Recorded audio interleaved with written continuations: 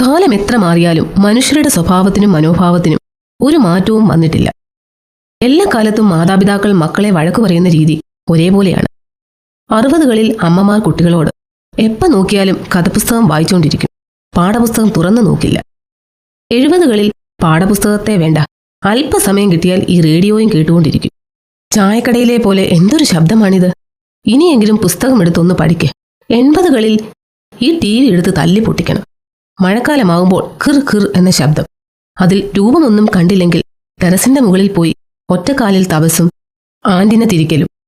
ഹിന്ദി പരിപാടികൾ ഒന്നും മനസ്സിലാകുന്നില്ലെങ്കിലും വായും തുറന്നിരുന്നോളും അതിന്റെ മുമ്പിൽ. എപ്പോ ബുക്ക് എടുക്കാൻ, എപ്പോ പഠിക്കാൻ. 90കളിൽ അമ്മ ആരാണോ ഈ വീഡിയോ കാസറ്റ് കണ്ടുപിടിച്ചത് 18 മണിക്കൂറത്തേക്ക് കാസറ്റ് വാടകയ്ക്ക് എടുത്തുകൊണ്ട് വന്ന് വീടൊരു തിയേറ്ററാക്കി വെച്ചേക്കുക. പിന്നെ എങ്ങനെ പഠിക്കാൻ തോന്നും? കാലം നശിച്ചുപോയി.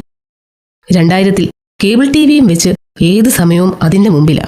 ആഹാരം വരെ അതിന്റെ മുമ്പിലിരുന്നേ കഴിക്കൂന്നായി. നീയൊക്കെ എന്തു പഠിക്കാനാ? എങ്ങനെ ഉയർച്ചയുണ്ടാകും? 2010-ൽ 24 മണിക്കൂറും ഫോണും കുത്തി നെറ്റും നോക്കിയിരിക്കും. എന്തൊക്കെയായി കാണുന്നതെന്നൊന്നും എനിക്കറിയില്ല. പഠിക്കുവാണോ അതോ വേറെ എന്തെങ്കിലും കാണുവാണോ ഒന്നും അറിയില്ല. ഇങ്ങനെ പോയാൽ എങ്ങനെ പഠിച്ച് എങ്ങനെ ജോലി കിട്ടും? 2020-ൽ നെറ്റ്ഫ്ലിക്സ്, ആമസോൺ, വെബ് TV ഇതെല്ലാം ഞങ്ങളുടെ കാലത്ത് കേട്ടിട്ട് പോലുമില്ല. എനിക്കൊന്നും അറിയില്ല. പഠിക്കേണ്ട സമയത്ത് പഠിക്കണം, സമയം വെറുതെ കളയാതെ. അത്രേ ഞാൻ പറയുന്നുള്ളൂ. കാലാകാലമായി ഈ വാക്കുകൾ കേൾക്കാത്ത വീടുകളില്ല. ഓരോ കാലത്തും ഓരോ വിധത്തിലുള്ള ഡിസ്ട്രാക്ഷൻസ് എല്ലാവർക്കും ഉണ്ടായിരുന്നു.